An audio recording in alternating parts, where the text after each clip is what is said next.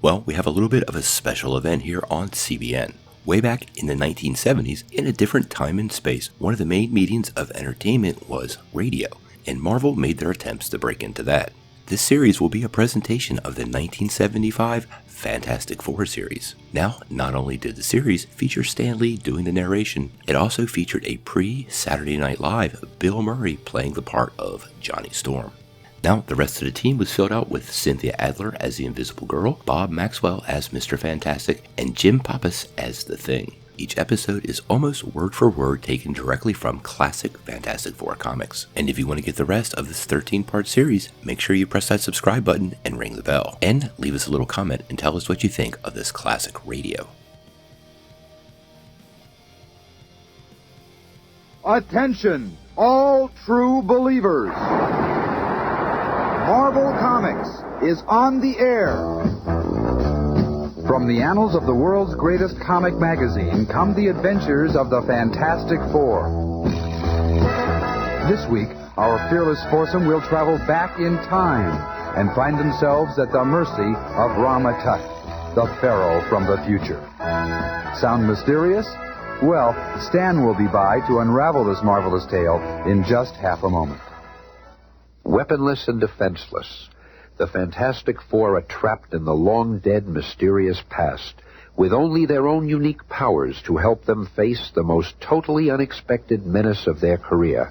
But let us start at the beginning and let them lead us into this mind-staggering adventure. Ben's never failed to respond to our signal before. I wonder where he can be. He must be at Alicia's. No, I've been trying to reach there by phone. Wouldn't it be something if they've eloped? Maybe they're out walking. I'll fly over the neighborhood. Flame on. I was right. There they are now. Hiya, Alicia. Hey, Romeo, I don't want to break up your little balcony scene, but Reed wants you to report back to headquarters on the double and bring Alicia with you. On my day off? Look, Squirt, you tell that bag of bones not to hold his breath. No, Ben. We must go. It might be important. And so, a few minutes later... All the tests check out perfectly, Reed. Now, if only Ben and Alicia would get here. Here they are now, Sue. Come in, you two. Hey, listen, Bub, you're getting to be some kind of Napoleon, telling Alicia to report here with me. Oh, Ben, it's all right. I always enjoy visiting here. Let me explain, old friend. This happens to concern Alicia. Uh-oh. When you use that old friend routine, it means look out. It all started yesterday when Sue and I went to the Museum of Natural History to check some elusive facts. I've been doing some research on Egyptology, and there are a few years of ancient Egyptian history which are completely unaccounted for, almost as if they didn't exist. Anyway, among the hieroglyphics on display was a series which showed a blind pharaoh, then a vial of radioactive herbs, and then the same pharaoh with sight. It can only mean that during those missing years, a cure was found for blindness. If you're saying what I think you're saying... I hate to build up false hopes, Ben, and yet... That's ridiculous. How could there have been any radioactive herbs when they didn't even know about atomic energy? And how can we get back to the past? You know, there's no subway. I can't answer the first question, Ben, but do you remember our first encounter with Dr. Doom when Doom's castle was badly damaged by fire? There's a chance that the space-time machine he used to send us into the past for Blackbeard's treasure is still operational. Well, what are we standing around jawing for? Yeah, let's go. We've just been waiting for you, Ben. A short time later, the Fantastic car touches down outside Dr. Doom's now deserted castle. Once inside, they proceed with haste to the master control room.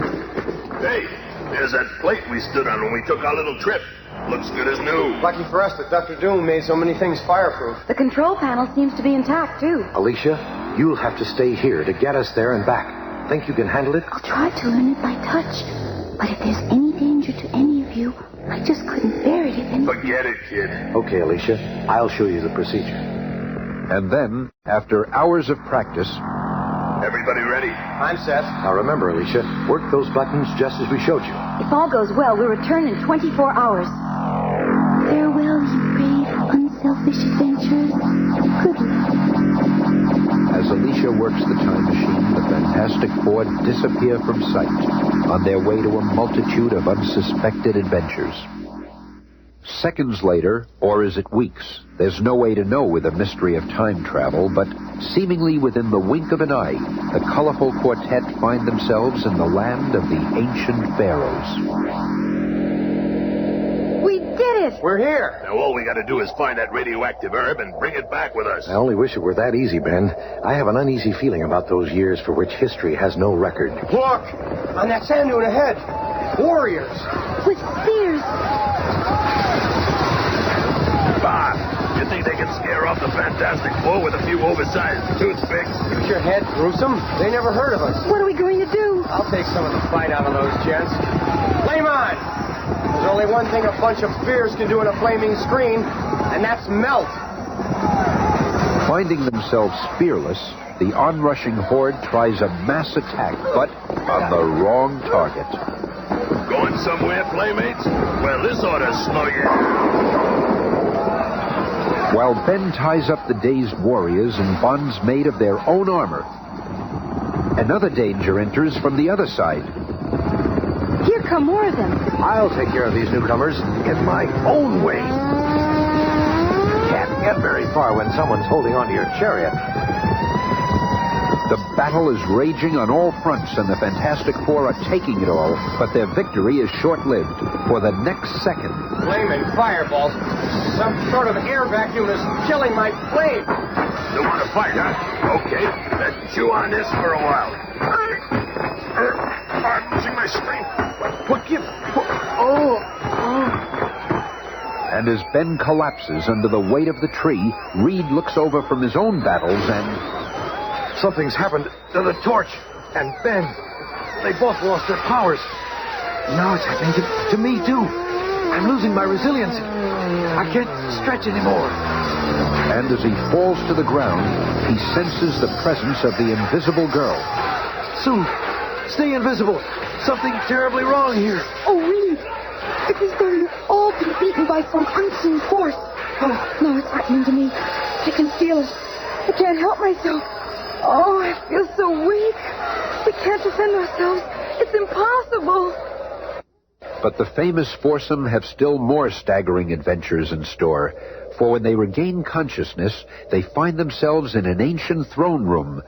Opulence surrounds them. Where are we? Well, what happened to us? We're prisoners. That's the Pharaoh. On your feet, captives.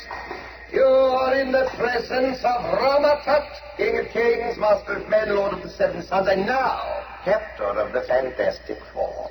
You know You it. know it? I thought that remark would startle you. Hey, what's going on here? Did we land in the wrong year? Can this be the future? No, it is the past. Your mind is as sharp as the ancient legends claim. This is the past. But I am not of this age. No ancient pharaoh could have the power to subdue the Fantastic Four. Then This is the weapon which sapped your powers, which made you my captives. This ultradiode ray was invented in the year 3000, 1,000 years further ahead in the future than your own century. Then you, too, are a time traveler. I come from a glorious age of enlightenment, the century of peace and progress, and I hated it, for I am a man of action, an adventurer. But there were no adventures, just unbearable bliss. The closest I could get to an adventure was watching it on 3D stereo vision. I learned of your existence through an ancient audio tape. Oh, how I envied your dramatic careers. Then, one day, while visiting the ruins of an ancestor of mine, I came upon what was left of his greatest invention. A time machine. I devoted years to building my own time machine from his plans. Then, at last, I was ready. With my headquarters in Egypt and my vast scientific knowledge, I could become the absolute ruler of all mankind. And so I traveled back into the dim past in my time machine, which I'd shaped into an awesome idol to play upon the superstition of my soon-to-be slaves. Oh, wonder, what miracle is upon us? But, due to a careless miscalculation, the machine was damaged on landing. I found myself trapped in this primitive century and sightless. But by firing my ultra-diode ray at the dazzled natives, I made them obtain for me a rare herb, which, when subjected to the radiation from my damaged machine, had the power to restore my eyesight. I have ruled here ever since. If I can just seize that gun. Now I'll show you the power of my mightiest weapon. By bathing you with its rays, it can sap your will and make you my slaves. I need only repeat the treatment to free you, but that shall never be. Take them away. But you, Susan Storm, shall remain at my side and become my queen. I feel so strange, so powerless, no will of my own. And so we see a turn of events you would never have dreamed possible. The complete subjugation of the Fantastic Four. The frequently feisty Thing is now one of many galley slaves chained to their oars. Faster, you dogs! I can do nothing but obey. It's like I'm sleeping with my eyes open. And the formerly invincible Mr. Fantastic has been put to work as a super observer for the legions of Rama Tut. All clear to the north. The enemy has fled. I cannot help myself. Must do as they command. And as for the once proud Human Torch, he is now court jester, furnishing amusement for the gloating Pharaoh from the future. I have so humbled Earth's greatest heroes. No, none will ever defy me. And as the clock slowly draws near the fateful hour when the waiting Alicia will attempt to bring the Fantastic Four back to the present, the finishing touches are applied to Sue Storm's bridal costume. The effects of Rama Tut's ray gun will never wear off. Our only hope is to have it fired at us again. But how? Every fiber of my being wants to flee this terrible fate, but I cannot. How strange for one about to become a queen to look so sad. But inscrutable fate works in mysterious ways and can change the plans of anyone, even Rama Tut. Under the heat of the Egyptian sun, the body chemistry of the imprisoned Thing undergoes a change. As the rays get hotter and hotter, one of the most awesome physical changes ever recorded again takes place, until the normal Ben Grimm appears. A Ben Grimm slim enough to slip through the shackles. A Ben Grimm whose mind and will are not affected by the ray. I don't know how it happened, but I've got a chance to save the others if I can just reach shore. Within the palace gates, the woebegone Sue Storm sits beside Rama Tut. Do not fret, my lovely. At my side, you shall become history's most envied queen. Here I am being forced to entertain Rama Tut, and all I want to do is attack and destroy him. Now, my bride-to-be, sip your nectar and toast our love, for soon you shall be queen of all the Nile. Guess again, lover boy. I got that gun of yours, and things are gonna start popping around here. Another 20th century intruder? But how? How? But away from the burning rays of the primitive sun, Ben Grimm begins to revert to his other form, and as he feels himself coming under the will-sapping influence of the Pharaoh's spell... I can't let my escape this minute, baby. Gotta save Sue. Just one blast. The ray struck the girl. She's normal again. You saved me, Ben, and I won't fail the Fantastic Four. Give me that gun, woman. It won't help you. I'll seize it before you can learn to operate it. I've got to stop the time, even if for a few seconds. You are an elusive queen to be, but that will be to no avail. I can still see your garments. Oh, these clothes. Only one chance left. I'll fire at Johnny. Yippee, I'm me again. Stand back, sis. I'll warm this party up. No, stay back. Stop. I command you. Mister, your commanding days are over. This'll hold you till I zap the Thing and Mr. Fantastic out of your spell. No, spare me. I beg of you. Suspect the wall behind me is also the door to my hidden chamber. Now, while he wastes his time reviving his friends, I shall go directly to my time machine. Once inside, mine will be the upper hand. Meanwhile, a revived Sue Storm fires the ray, point blank at the Thing, and then... That did it, sis. Oh, my aching head. Now we must find Reed. Once they've escaped from the palace, the Human Torch does exactly that. Ah, there he is. They got our boss acting as a shield for them while they attack another army. Well, they'll just have to get themselves another boy. And in a few minutes, The torch fills his partner in, and they take off to join the others.